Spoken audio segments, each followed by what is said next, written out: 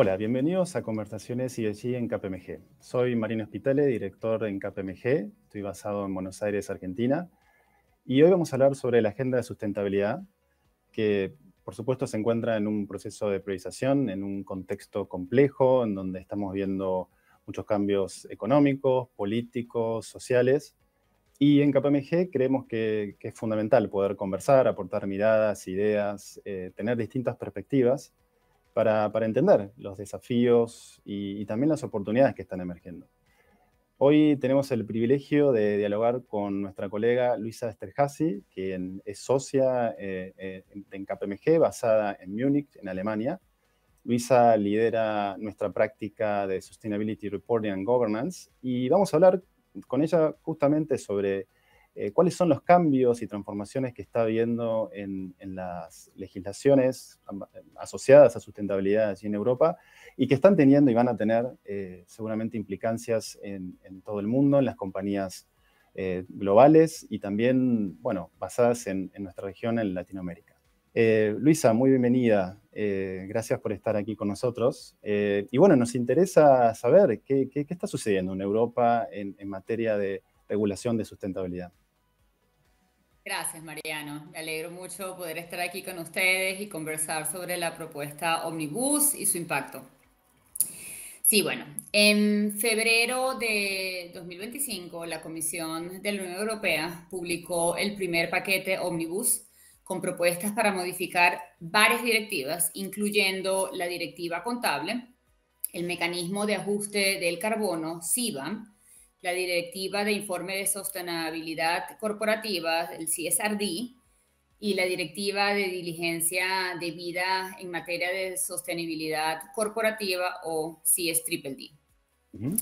En resumen, la propuesta pretende simplificar los requisitos de información sobre sostenibilidad y la diligencia debida y además introducir un nuevo umbral para las empresas obligadas a informar. La CSRD se debería implementar en 3 fases dependiendo del número de empleados a partir de 500. Sin embargo, la propuesta Omnibus sugiere que solo las empresas europeas con más de 1.000 empleados estén obligadas a informar. Las empresas de menos de 1.000 empleados podrían optar por informar de manera voluntaria. Si la propuesta se aprueba, el número de empresas obligadas a cumplir con el CSRD se reduciría significativamente, alrededor del 80%, Wow, de claro, lo que al principio pensamos que estarían obligadas a reportar. claro, eso sería un cambio muy considerable, ¿no? O sea, y además de la reducción en el número de empresas que entrarían en el ámbito de aplicación, ¿qué otros puntos se podrían modificar, si es que hay, ¿no? Respecto a lo que hoy está planteado. En realidad, la propuesta Omnibus se divide en varias propuestas. Vamos a desglosar las más relevantes. La primera propuesta tiene por objetivo proporcionar a las empresas mayor claridad jurídica en cuanto a los requisitos de información, lo cual conlleva redefinir o incluso eliminar algunos conceptos. Esto conlleva a un aplazamiento de la fecha de aplicación para las empresas de segunda y la tercera ola. Este es el proceso denominado detener el reloj o stop the clock o CSRD 1.1. Según la normativa actualmente aplicable, las empresas de la segunda y de la tercera ola deberían reportar por primera vez en 2025 y 2026 respectivamente. Por ello, la Comisión de la Unión Europea ha pedido a los órganos legislativos que lleguen rápidamente a un acuerdo sobre el aplazamiento propuesto a comienzos de abril de 2025. Se aprobó esta propuesta de detener el reloj. Otra de las propuestas prevé cambios de gran alcance en el contenido de los informes de sostenibilidad, que es la CSRD 2.0, que vemos aquí, como también en la directiva de la taxonomía. Claro. Estos cambios incluyen, por ejemplo, introducir un tope al alcance que debe tener la información referente a la cadena de suministros la eliminación de requisito de verificación razonable o la eliminación de las normas sectoriales. Esto debería de adoptarse por los Estados miembros a más tardar 12 meses después de su entrada en vigor. La Comisión también ha previsto introducir cambios significativos en las normas europeas de información de sostenibilidad, y esa es por sus siglas en inglés, y la segunda versión de ISRS deberían ser simplificadas, reduciendo drásticamente el número de puntos a reportar, aclarando las disposiciones consideradas ambiguas y enfocándose en datos cuantitativos. Esto debería adoptarse en un plazo máximo de 6 meses tras la entrada en vigor del CSRD 2.0. Claro.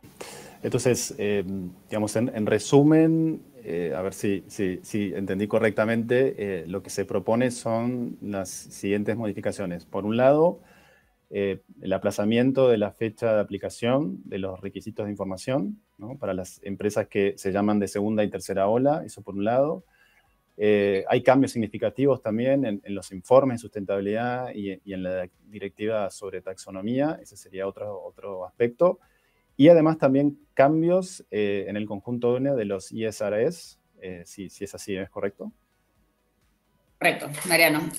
Además es importante recalcar que aunque ya se aprobó un aplazamiento para las empresas de segunda y tercera ola, el resto de los cambios siguen siendo solo una propuesta, Claro. que debe pasar por el procedimiento legislativo ordinario de la Unión Europea, y todos los Estados miembros deben transponerla a legislaciones nacionales, lo cual llevará tiempo y significa que puede modificarse durante las negociaciones.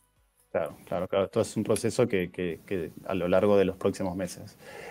No, súper interesante. Estoy pensando y recordando un poco nuestro último estudio sobre reportes de sustentabilidad que hicimos a nivel global, que ya salió hace unos cuantos meses, que era impactante, ¿no? Ahí se había encontrado que el 96% de las compañías más importantes en el mundo reportan algún tipo de información de sustentabilidad ESG. Aquí en Latinoamérica estaba en el orden del 70%.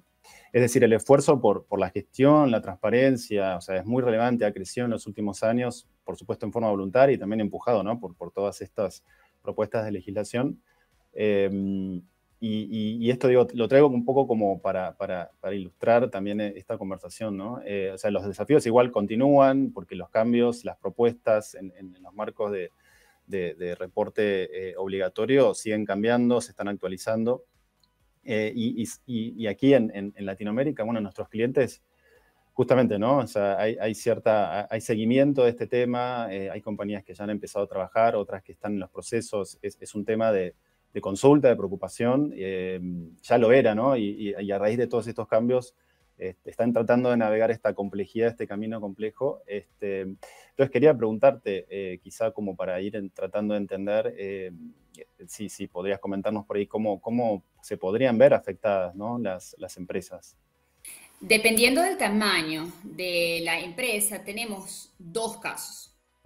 Primero, en el marco de CSRD 1.0, estamos hablando del grupo de empresas multinacionales cuya sede principal está fuera de la Unión Europea. Tienen una filial grande en Europa que cumple con 2 de 3 de los siguientes requisitos. Tiene más de 250 empleados, genera más de 50 millones de euros en ventas netas o tiene un balance de 25 millones de euros. Este es el grupo de la segunda oleada. En caso de que el CSRD 2.0 entrara en vigor, únicamente las empresas con más de 1.000 empleados que generan más de 50 millones de euros en ventas netas o tienen 25 millones de euros en balance están obligadas o estarían obligadas a presentar un informe. Claro.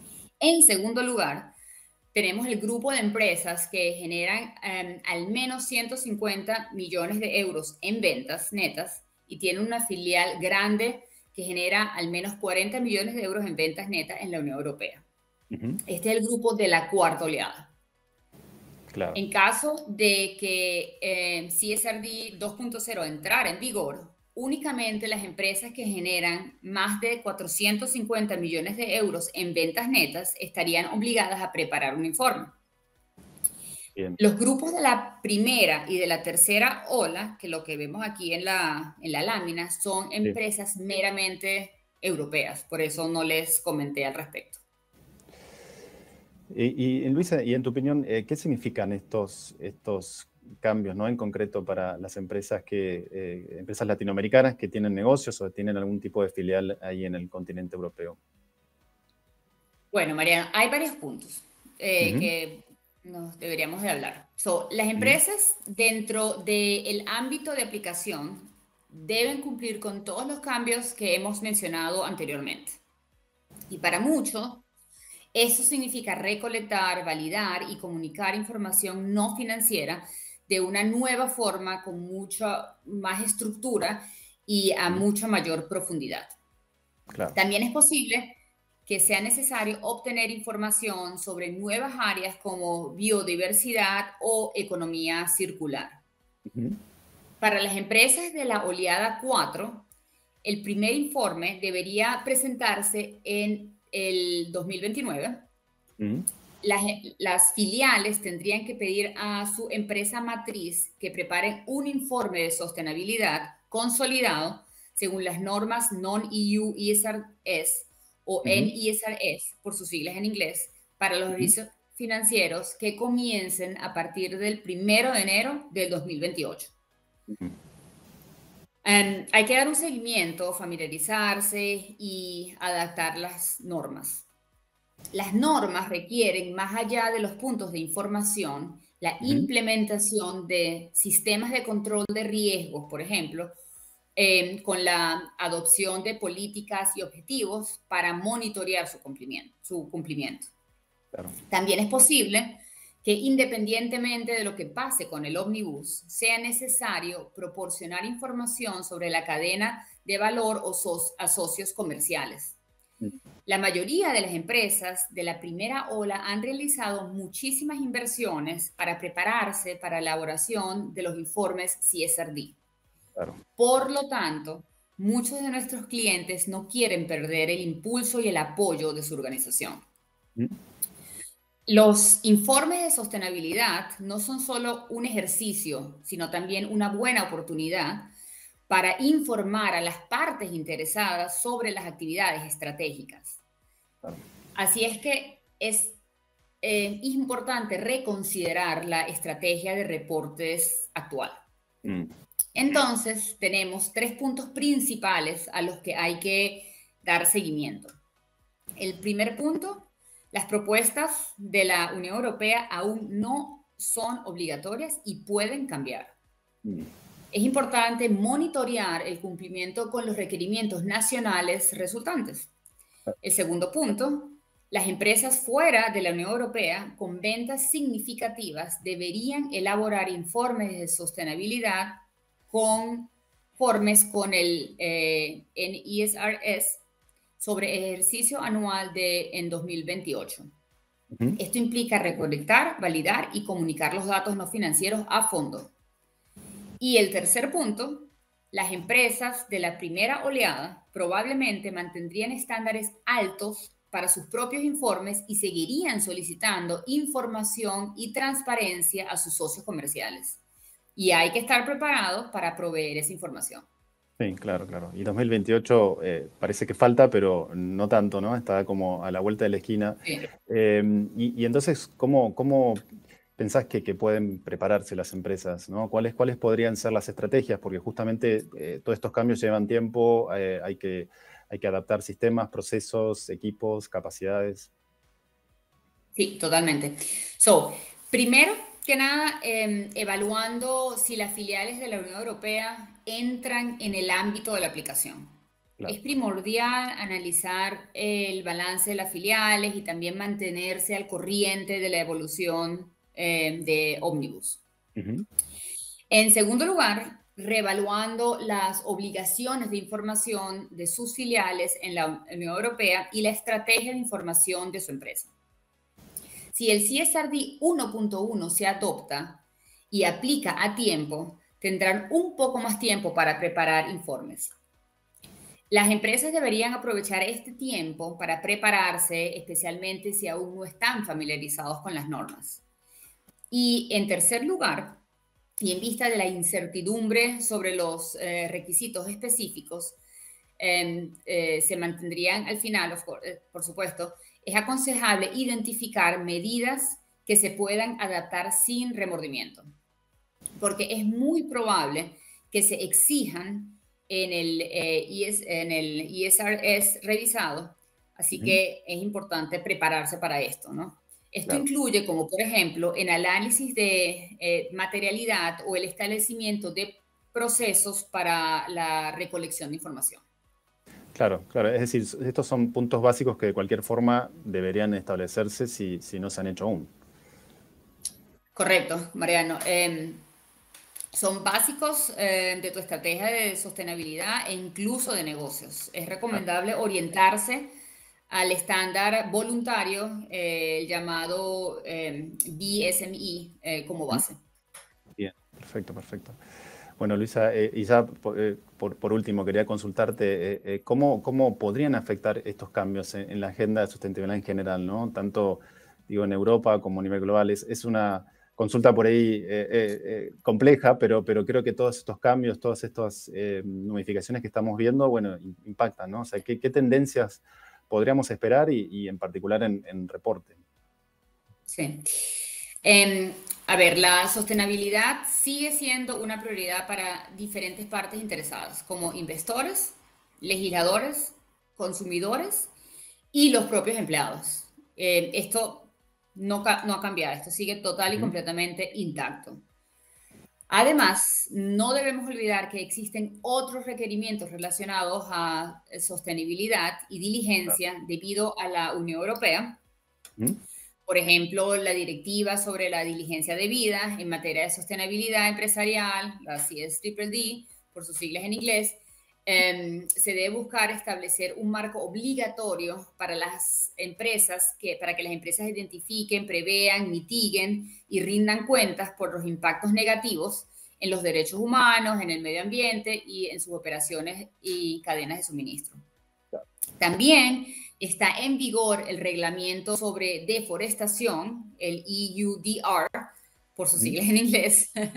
Es una normativa que tiene como objetivo prevenir la deforestación y la degradación forestal vinculada a los productos comercializados en el mercado europeo.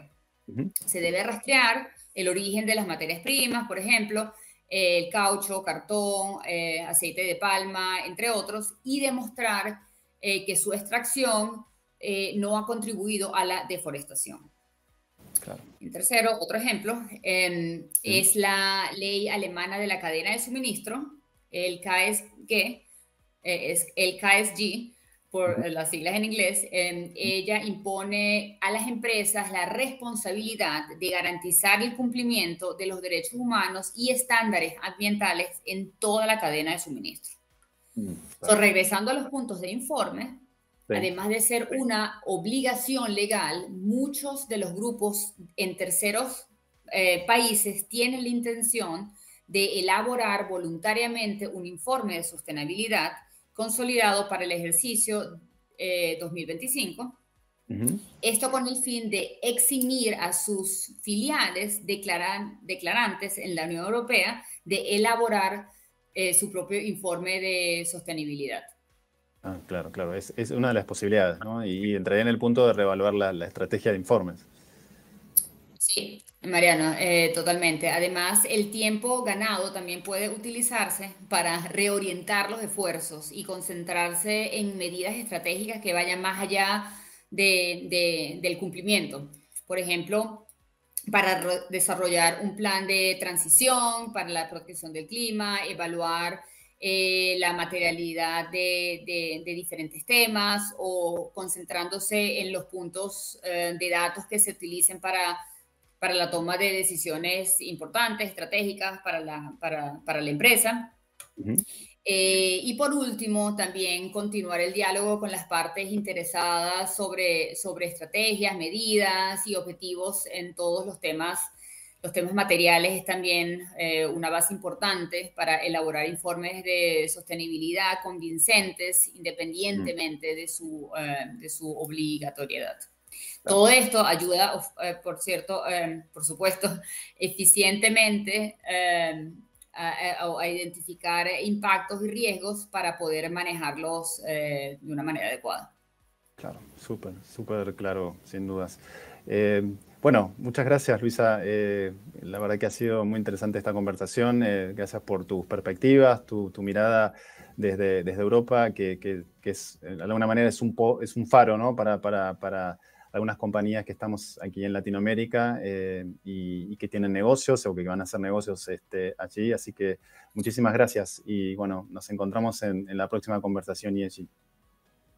Muchísimas gracias por la oportunidad, Mariano. Fue un placer conversar contigo.